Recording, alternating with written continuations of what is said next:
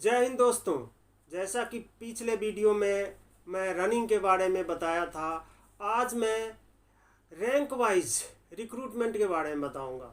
सबसे पहले सीपीओ यानी कि सेंट्रल पुलिस ऑर्गेनाइजेशन, इसके अंदर बीएसएफ, सीआरपी, सीआईएसएफ, आईटीबीपी इत्यादि संस्थाएं आती है। इस संस्थाओं में आरक्षक पद पर भर्ती होने के लिए क्या क्या क्वालिफिकेशन चाहिए के बारे में बताता हूँ। इसके सीपीओ में जाने के लिए 170 सेंटीमीटर हाइट जनरल कैटेगरी के लिए, चेस्ट 80 नॉर्मल और उस पर एयर भरने के बाद 85 सेंटीमीटर होना चाहिए। क्वालिफिकेशन 10th पास। वेट एज पर हाइट लगभग 65 से 70 किलो। जब आप किसी रिक्रूटमेंट के लिए जाओगे तो सबसे पहले आपको हाइट मापी जाएगी। अगर आप हाइट में क्वालिफाइड हो गए, उसके बाद चेस्ट और फिर तुरंत ही वेट मापा जाएगा। अगर इसमें भी क्वालिफाइड हो गए, अगर आप इस सारे टेस्टों में पास हो गए तो आपको चेस्ट नंबर दे करके किसी ग्रुप में बैठा दिया जाएगा, यानी कि ग्रुप बना दिया जाएगा। फिर शुरू होगा रनिंग टेस्ट। रनिंग टेस्ट में आप अगर पास हो जाते हो तो उसके बाद 9 foot long jump, 4 foot high jump, balance test होगा जिसमें क्वालिफाइड होना आवश्यक है।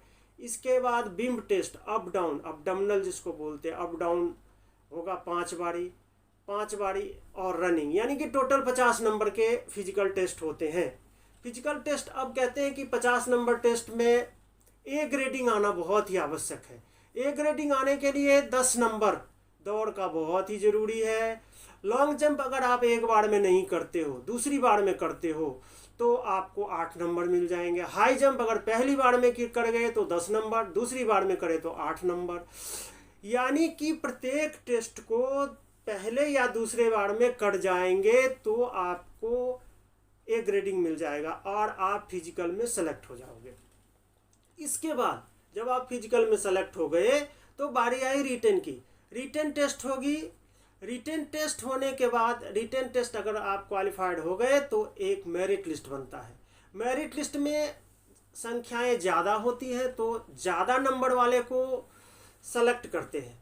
तो इसके लिए उस भीड़ को कम करने के लिए मेरिट लिस्ट में कटअप हो जाता है। तो जिसके फिजिकल रिटेन अच्छा गया है वो मेरिट लिस्ट में ऑटोमेटिक आ जाता है एज पर वैकेंसी के हिसाब से। इसके बाद आपका मेडिकल होगा। एक होता है ग्राउंड मेडिकल, जैसे उसमें पैर देखते हैं, पैर में पैर फ्लैट नहीं होना चाहिए, घुटना नहीं चिपकना चाहिए, बाजू टेढ़ा नहीं होना चाहिए इत्यादि। वो आपको ग्राउंड में ही डॉक्टर जो होंगे वो देख लेंगे। इसके बाद आपका डीप मेडिकल होगा।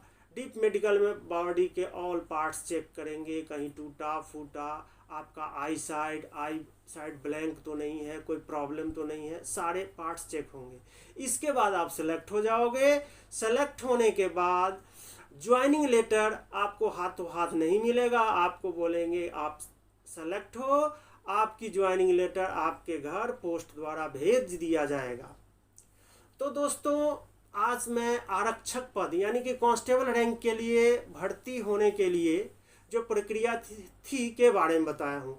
अगर आप इसके अलावा किसी रैंक की तैयारी कर रहे हैं, जैसे SID, ASI ministry, head constable ministry इत्यादि कोई भी रैंक की तैयारी कर रहे हैं, यानी कि एनडीए तक तैयारी कर रहे हैं, तो उसमें फिजिकल टेस्ट कैसा होगा के बारे में मैं बताऊंगा। अगर आपको अभी तुरंत ज़रूरत है तो आप कमेंट सेक्शन में लिखें, मैं आपको उसके बारे में पूरी जानकारी विस्तार से दूंगा। ओके, जय हिंद दोस्तों।